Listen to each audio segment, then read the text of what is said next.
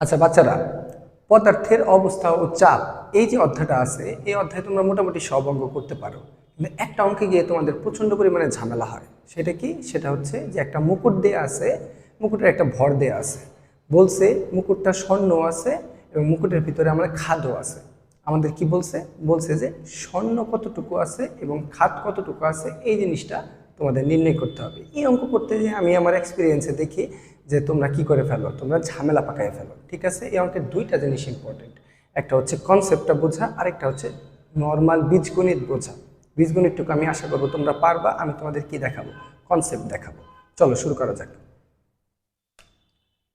ধরে নাও যে এই হচ্ছে একটা মুকুট, আমার আঁকার হাত খুবই খারাপ, তোমরা ধরে নাও এই একটা, এটা দেয়া আছে একটা সোনার মুকুট, সোনার মুকুট দেয়া আছে। এই মুকুটের ভর দেয়া আছে, ভর, এই মুকুটের ভর দেয়া আছে ধরো তোমার 7 কেজি। ঠিক আছে, মুকুটের ঘনত্ব দেয়া আছে, মুকুটের মুকুটের ঘনত্ব দেয়া আছে আমাদের কত? 16,000 কেজি মিটার ইনভার্স 3। ঠিক আছে, এবং এই মুকুটে যেই পরিমাণ খাদ আছে, অর্থাৎ যেহেতু স্বর্ণের মুকুট, যেহেতু এটা বাবা স্বর্ণের মুকুট, তাহলে এর ভিতরে কি থাকবে? অবশ্যই স্বর্ণ থাকা উচিত, কিন্তু স্বর্ণ না থেকে কি থাকবে? হালকা পরিমাণ খাদও এই মুকুটে মিশ্রণ করা হয়েছে। তোমার আমার কাজ হচ্ছে কতটুকু খাদ আছে সেটা আলাদা করা এবং কতটুকু স্বর্ণ আছে সেই জিনিসটা আলাদা করা। ঠিক আছে, ওকে। তাহলে এইখানে যে খাদ আছে, খাদের ঘনত্ব তোমার তোমার এখানে দেয়া আছে, কত দেয়া আছে? 1200 কেজি মিটার ইনভার্স 3। তোমার প্রশ্নে বলছে এই মুকুটে খাদের পরিমাণ নির্ণয় করো, খাদের পরিমাণ নির্ণয় করো। এখন মজার ব্যাপার কি জানো বাবা? মজার ব্যাপার হচ্ছে এই অঙ্কটা নাকি খুবই কঠিন। এখন তোমরা যদি ধৈর্য ধরে সামনে যতটুকু ভিডিওটা হয় এইটুকু তুমি যদি দেখো, ইনশাল্লাহ এইটুকু তোমাকে আমি গ্যারান্টি দিতে পারি, এরপরে এরকম খাদ বের করার কোনো অঙ্কই তোমার কোনো প্রকার ঝামেলা হবে না। প্রথম কথা হচ্ছে, যেহেতু মুকুটের সম্পূর্ণ ভর দেয়া আছে, তার মানে কি এই 7 কেজির ভিতরে আমার কি আছে? স্বর্ণ আছে, খাদ্য আছে। এটা নিয়ে আমার আশা করি তোমাদের চিন্তা করার কোনো মানে নেই। তোমরা এটুকু বুঝতেছ যে যেহেতু পুরা মুকুটটার ভর হচ্ছে 7 কেজি, এই মুকুটের ভিতরে খাদ্য আছে, স্বর্ণ আছে। আর আমি জানি না এই 7 কেজির ভিতরে কতটুকু খাদ আছে আর কতটুকু আমার স্বর্ণ আছে। তো যে ধরো আমি ধরে নিই, ধরো আমি ধরে নিলাম, ধরি খাদের পরিমাণ, খাদের পরিমাণ, তুমি যদি খাদের পরিমাণ ধরে নিলে ধরো এক্স, যদি খাদের পরিমাণ এক্স হয় তাহলে নর্মালি বীজগণিত আমাদের কি বলে? স্বর্ণের পরিমাণ কত হবে? স্বর্ণের পরিমাণ হবে ওই 7 থেকে যদি এক্স বাদ দিয়ে দেই তাহলে আমরা সেটা কি পাবো? স্বর্ণের পরিমাণ পাবো। আশা করি প্রথমে এই অংশটুকু তুমি বুঝতে পারছো। এবার আরেকটা জিনিস তুমি চিন্তা করো, এই মুকুটের একটা আয়তন আছে, যেহেতু ঘনত্ব দিয়ে দিছে, আয়তনের সাথে একটা ঘনত্বের সম্পর্ক আছে। তোমার মাথায় আসতে পারে কেন আমি এখন আয়তন নিয়ে আসলাম? কারণ কি, আয়তনের সাথে ঘনত্বের সম্পর্ক আছে। সম্পর্কটা কি?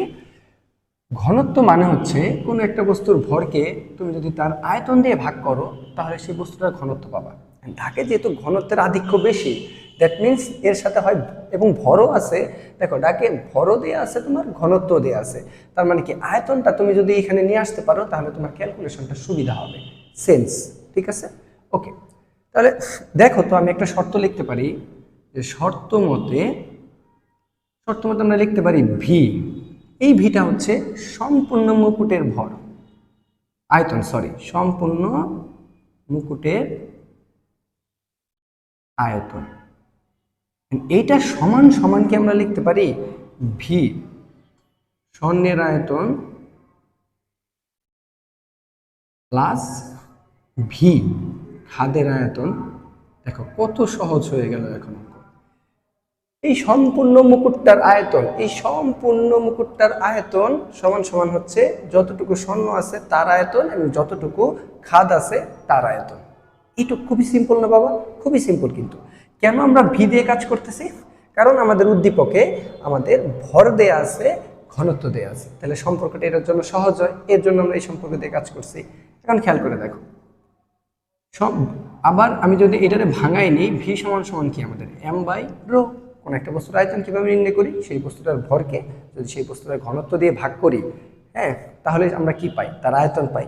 তাহলে সম্পূর্ণ মুকুটের কথা চিন্তা করো, সম্পূর্ণ মুকুটের ভর ধরো, এখানে তোমাদের বোঝার সুবিধার জন্য লিখলাম মোট ভর, আর তোমাদের বোঝার সুবিধা লিখলাম মোট ঘনত্ব। Okay fine. তাহলে এইখানে কি হবে, স্বর্ণের ভর স্বাভাবিক, আর এখানে কি হবে আমাদের স্বর্ণের ঘনত্ব, স্বর্ণের ভর স্বর্ণের ঘনত্ব প্লাস এখানে কি হবে আমাদের খাদের ভর। তুমি খেয়াল করে দেখো প্রত্যেকটা মানই তুমি জানো, প্রত্যেকটা মানই তুমি জানো। এদিকে দেখো আমাদের খাদের ঘনত্ব। এখন তুমি মানগুলো বসাই দিবা, জাস্ট মানগুলো বসাই দিবা, বীজগণিত করে দিবা, তোমার খাদের ভরও চলে আসবে, স্বর্ণের ভরও চলে আসবে। কিভাবে, চলো আমরা লিখি। সমস্ত মুকুটের ভর কত 7, সমস্ত মুকুটের ঘনত্ব কত 16,000। ওকে, সামনে আগে স্বর্ণের ভর কত, স্বর্ণের ভর তুমি এখানে লিখছো 7 - x, 7 - x। স্বর্ণের ঘনত্ব কত, বিশুদ্ধ স্বর্ণ। এখানে কি, এখানে এই স্বর্ণটার ভিতরে কোনো খাদ আছে, এই স্বর্ণটার ভিতরে ইঞ্চি পরিমাণ খাদ নাই, খাদটা আমরা সেপারেশন করে কই দিয়ে দিছি, বাইরে দিয়ে দিছি। তাহলে এইখানে একটা বিশুদ্ধ স্বর্ণের ঘনত্ব কত পারা উচিত তোমাদের 19,300 প্লাস খাদ কত ধরছি বাবা, আমরা খাদ ধরছি আমরা x, তাহলে আমরা লিখলাম x। খাদের ঘনত্ব আমাদের কি করা আছে, দেয়া আছে, অর্থাৎ 1200।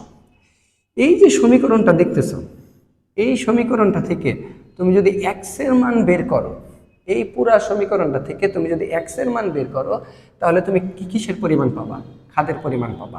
আর ওই মোট ভর থেকে তুমি যদি এই x এর পরিমাণটা বিয়োগ করে দাও, তাহলে তুমি স্বর্ণের ভর পাবা। খুবই সিম্পল অঙ্ক, খুবই সিম্পল। যদি তুমি ব্যাপারটা বুঝো, তাহলে তুমি ক্যালকুলেটর দিয়ে তুমি অঙ্কটা করে ফেলতে পারবা। ঠিক আছে, এখন এই টাইপের যত যত অঙ্ক আছে, যে অঙ্কগুলো তোমাদের প্রত্যেকটা অধ্যায়ে সমস্যা হয়, আমি চেষ্টা করব প্রত্যেকটা অঙ্ক খুবই এরকম সিম্পল করে সহজ করে তোমাদের বুঝাই দেওয়ার জন্য। ঠিক আছে, আসসালামু আলাইকুম।